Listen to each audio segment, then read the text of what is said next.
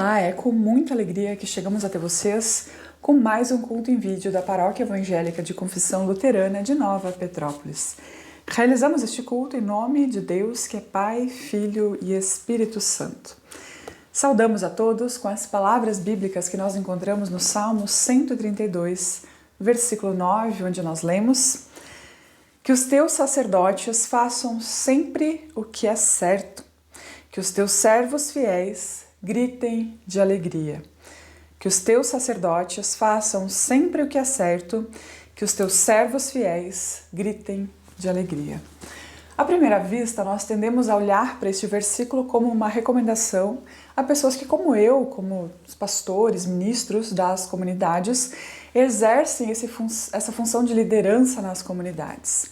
Mas se a gente olhar para o tema tão caro para o nosso reformador Martim Lutero, que é o sacerdócio real, geral de todos os crentes, nós podemos concluir e olhar para esse versículo como uma recomendação não só a ministros e ministras, mas também uma recomendação a todos os servos do Senhor Jesus, a todas as pessoas cristãs, as pessoas que creem no Senhor. Conforme Martim Lutero, todo crente, todo cristão é também um sacerdote, com a tarefa de levar a mensagem do Evangelho a todas as pessoas. E segundo as palavras do salmista, o desejo e a oração que ele tinha é que todos os sacerdotes, todas as pessoas incumbidas de levar o Evangelho, de compartilhar a mensagem do Senhor Jesus, façam o que é certo, o que é correto.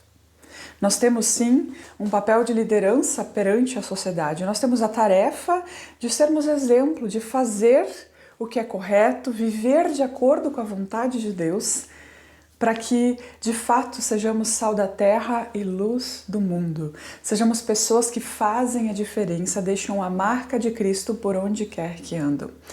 Por isso, que a palavra de Deus hoje nos impulsione, nos motive, nos incentive a vivermos de acordo com a palavra de Deus, a fazermos sempre o que é correto, para que todos os fiéis se alegrem, cantem de alegria diante do Senhor.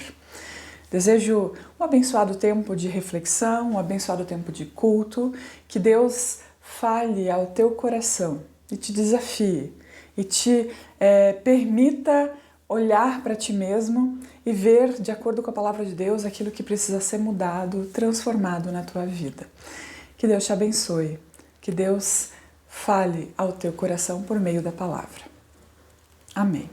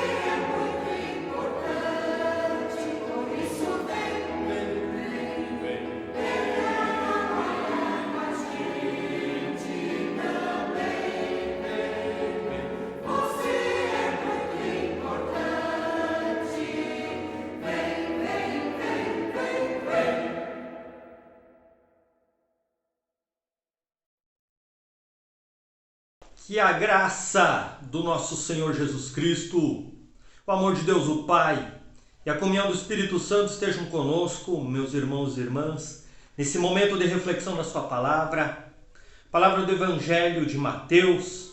Nós lemos do capítulo 9, versículo 35 até o capítulo 10, versículo 8. Essa é a palavra prevista para esse domingo. Mateus capítulo 9, a partir do verso 35. Jesus andava visitando todas as cidades e povoados.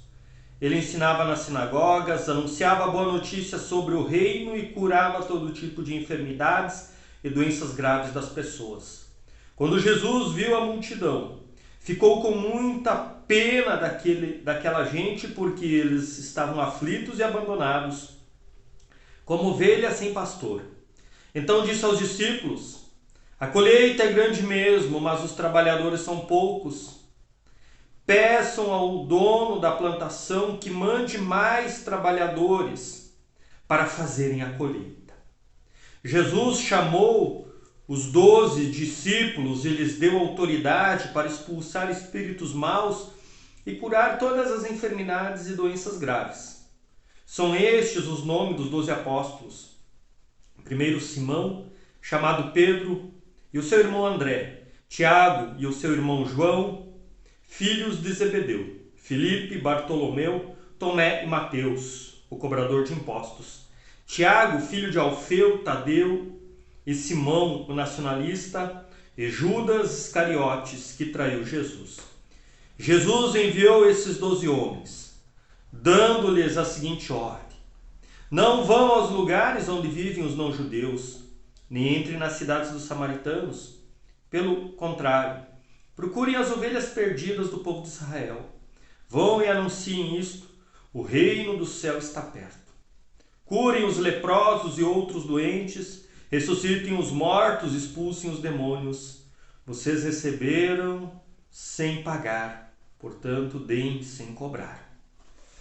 Essa é a palavra do Evangelho, meu irmão, minha irmã. O que chama a atenção de início é que Jesus diz que quando Jesus viu aquela multidão, no verso 36, ele ficou com muita pena daquela gente, porque eles eram como ovelhas sem pastores. Estavam abandonados, aflitos, como ovelhas sem pastores. E quando nós pensamos no contexto de Israel, uma ovelha e um rebanho sem pastor, ele fica totalmente perdido, sem direção, sem saber por qual caminho seguir, qual direção seguir, expostos aos perigos de cair num barranco, num precipício, de se afogar numa água profunda. Porque a ovelha é totalmente dependente do seu pastor. Diferente daqui no nosso contexto, em que as ovelhas ficam presas num cercado, num potreiro, no contexto de Israel, da Palestina, o pastor tem o seu rebanho e durante o dia ele viaja com as ovelhas pelo campo, procurando um pasto verde, uma água fresca, e o pastor vai na frente, chama as ovelhas, e elas ouvem e reconhecem a voz do pastor e a seguem, e Jesus diz em João 10 que de jeito nenhum elas seguirão um estranho, e de fato a ovelha jamais segue a voz de um estranho. A ovelha jamais seguirá a voz de alguém que ela não conhece. Ela só seguirá a voz do seu pastor. E ela é guiada pela voz do seu pastor, porque ela confia nessa voz. Isso se dá porque a ovelha ela tem uma visão bem limitada, uma visão míope. Segundo especialistas, a ovelha enxerga apenas de 6 a 8 metros à sua frente. Por isso, aquilo que a conduz é a voz do pastor. E uma ovelha sem pastor, ela fica totalmente perdida, exposta aos perigos, porque é o pastor que a defende, uma vez que ela não consegue se defender a si mesma. E por isso o pastor à noite recolhe as ovelhas num aprisco, que é uma construção espécie de U, de ferradura, pode ser com pedras, galhos, com uma única abertura na qual o pastor deita à noite para proteger as ovelhas de todos os perigos, de todos os animais que podem ser predadores da mesma. E Jesus, queridos, é esse bom pastor, aquele que nos guia com a sua voz, aquele que nos mostra o único e verdadeiro caminho que leva a Deus, que é o próprio Senhor Jesus. E ele usa da sua palavra. Mas Jesus aqui, ele faz algo estratégico. Jesus não iria conseguir caminhar e discipular toda aquela multidão que o seguia, fazendo daquela multidão discípulos verdadeiros. Afinal de contas, Jesus tinha apenas 3 anos para o seu ministério, dos 30 ao 33. E Jesus faz algo estratégico. O que Jesus faz? Ele chama 12. Daquela multidão de discípulos, ele escolhe 12. E prepara, e capacita, e discipula, e caminha com esses 12 por 3 anos. E aí os envia a irem pregarem o Evangelho, anunciarem o reino de Deus, realizarem curas e milagres com o objetivo de gerar a fé salvadora. Meu irmão, minha irmã, esse é o modelo bíblico de igreja. Esse é o modelo bíblico do Evangelho de Jesus. O pastor que é chamado a pastorear e a capacitar as suas ovelhas. Isso é muito interessante, porque quando o rebanho é muito grande, o pastor pega as ovelhas mais experientes e coloca um sininho no pescoço. E essas ovelhas são chamadas de ovelhas guia, porque quando o rebanho é muito numeroso, aquelas ovelhas que talvez estão mais atrás, no meio do rebanho, que não ouvirem claramente a voz do pastor, elas ouvirão o sininho da ovelha guia, que é como se estivesse replicando a voz do pastor, para que elas não se percam. Pastor mestre Ricardo Agreste, pastor da Igreja Presbiteriana em Campinas, ele, no seu livro Igreja Tô Fora, ele traz 3 modelos de igreja. 2 modelos doentios e um modelo saudável, um modelo bíblico. Esse modelo que Jesus Cristo expõe. Eu gostaria de mencionar 2 desses modelos. Um que é o modelo doentio, um dos modelos doentios, que muito se assemelha conosco. E ele fala da igreja hospital. A igreja hospital é onde o pastor ele é pago para fazer tudo. O pastor ele é pago como se fosse um capelão de um hospital, de uma instituição. O capelão que faz visitas, que realiza atendimentos. E que assim mantém o trabalho funcionando através de toda a sua agenda. E aí confunde-se com a ideia de clube, que eu pago para ter benefícios. Eu pago para ser assistido, assim como num clube onde uma sociedade que nós contribuímos com uma mensalidade, com uma unidade para ter direito à parte social do clube, às dependências, ao salão, à piscina, à quadra de tênis. Assim também na igreja eu pago para ter os serviços, como batismo, confirmação, casamento, sepultamento, para ser atendido, para ser alimentado, para ser visitado. Esse é o modelo de igreja hospital. Mas não é esse o modelo bíblico. Segundo o pastor Ricardo Agreste nos traz, o modelo que Jesus traz. Onde Jesus chama esses discípulos e os capacita. O apóstolo Pedro vai dizer assim, que nós, ministros, somos chamados para capacitar os santos, ou seja, aqueles que creem em Jesus Cristo, que são santificados pela fé em Jesus, E aí nós resgatamos uma preciosidade da reforma, que é o sacerdócio geral de todos os crentes, onde Lutero vai dizer assim que todo cristão, a partir do batismo, ele é chamado a ser um pequeno pastor, uma pequena pastora. Então, diferente da igreja hospital, onde o pastor é o capelão que é pago para realizar os trabalhos de um clube, de uma sociedade, não. No modelo bíblico, a grande tarefa do pastor é capacitar e formar liderança, para que esses pequenos pastores e pastoras chamados a partir do batismo e capacitados possam servir a Deus através dos seus dons e talentos, edificando a esse corpo, onde cada um é um membro com uma função importante. É isso que Jesus quer nos dizer. Por isso Jesus, no meio da multidão, escolheu 12. Até porque ele não conseguiria fazer todo o trabalho sozinho em 3 anos. Ele escolheu e capacitou 12. Para que esses 12 sim pudessem ir para a multidão, pregar o Evangelho e alcançar e transformar vidas. Esse é o meu, esse é o teu chamado. Que você possa sim ansiar em servir a Deus através dos seus dons, talentos, servindo a Deus na tua comunidade, nos pequenos grupos, nos cultos, servindo a Deus também lá no teu trabalho, no meio secular. E que você possa aproveitar as oportunidades que a tua comunidade, que a nossa paróquia te dá, de capacitação. E que você possa sentir esse desejo de chegar para o teu pastor e dizer: pastor, eu quero ser usado por Deus. Eu quero ser capacitado por ti, para que assim eu possa ser usado por Deus na vida da minha comunidade, na vida das pessoas à minha volta.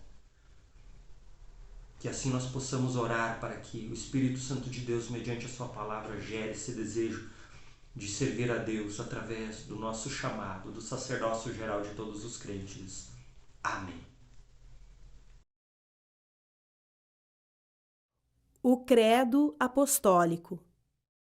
Creio em Deus, Pai Todo-Poderoso, Criador do céu e da terra, e em Jesus Cristo, seu Filho unigênito, nosso Senhor, o qual foi concebido pelo Espírito Santo, nasceu da Virgem Maria, padeceu sob o poder de Pôncio Pilatos, foi crucificado, morto e sepultado, desceu ao mundo dos mortos, ressuscitou no 3º dia, subiu ao céu e está sentado à direita de Deus, Pai Todo-Poderoso, de onde virá para julgar os vivos e os mortos.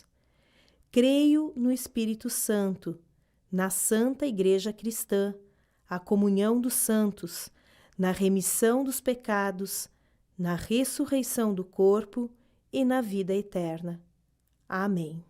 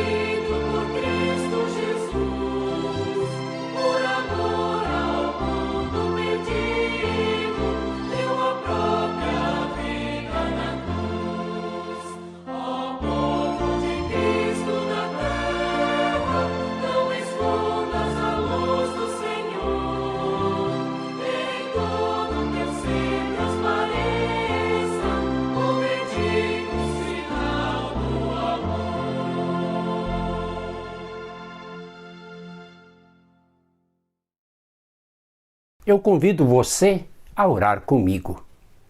Amado e bondoso Deus, Obrigado que mais uma vez recebemos a Tua boa e santa palavra para ela nos orientar, fortalecer, através desse culto em vídeo. Senhor, assim como Tu chamaste os discípulos, Tu chamas a cada um e a cada uma de nós a sermos Teus discípulos, Teus seguidores, missionários em nosso tempo. Ajuda-nos a seguir o exemplo de Jesus, que ensinava com autoridade, que pregava o Evangelho do Reino, mas também curava as pessoas enfermas, cuidava, tinha compaixão, tinha misericórdia das dores do povo. Ajuda-nos como igreja a seguir o exemplo de Jesus. Amado e bondoso Deus, também depois desses dias de muita chuva aqui no sul do país, nós pedimos a Tua misericórdia pelas pessoas atingidas, que elas possam encontrar abrigo, socorro e ajuda nas suas necessidades depois das enchentes, durante as enchentes também. Amado e bondoso Deus, abençoa a cada um que nos acompanha, abençoa as nossas famílias, abençoa as pessoas doentes, dando-lhes restauração, cura e bom ânimo. Acompanhe os nossos idosos, fortalecendo-os também na fé e na esperança. Nós queremos e precisamos Te agradecer pela casa quente, pelo abrigo e pelas roupas nesses dias de frio. Guarda-nos também com saúde, guarda-nos na Tua paz e na Tua graça. Quando juntos oramos, como Jesus ensinou, Pai nosso que estás nos céus, santificado seja o Teu nome. Venha o Teu reino. Seja feita a Tua vontade, assim na terra como no céu. O pão nosso de cada dia nos dá hoje e perdoa-nos as nossas dívidas, assim como nós também perdoamos aos nossos devedores. E não nos deixes cair em tentação, mas livra-nos do mal, pois Teu é o reino, e o poder, e a glória, para sempre. Amém. Desejo a paz e a bênção de Deus sobre ti, que o Senhor te abençoe, que o Senhor te guarde, que o Senhor olhe com bondade para ti, que o Senhor sobre ti levante a sua face e Ele te dê a paz. Amém. Que possamos, pois, servir ao Senhor com alegria. Até semana que vem. Tchau, tchau.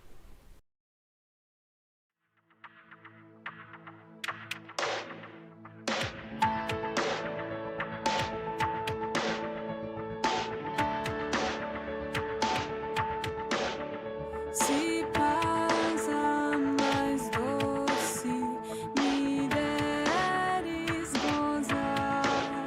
Se dora mais forte sofrer,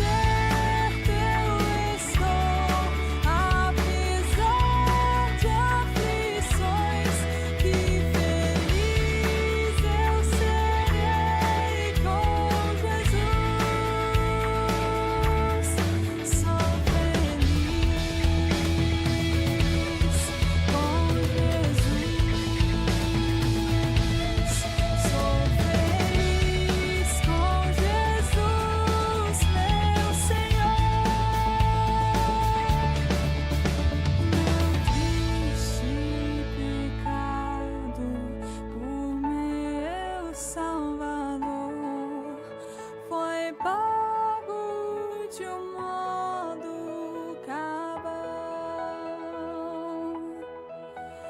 Valeu-me, Senhor, a mercê sem igual. Sou feliz, graças dou a Jesus. Sou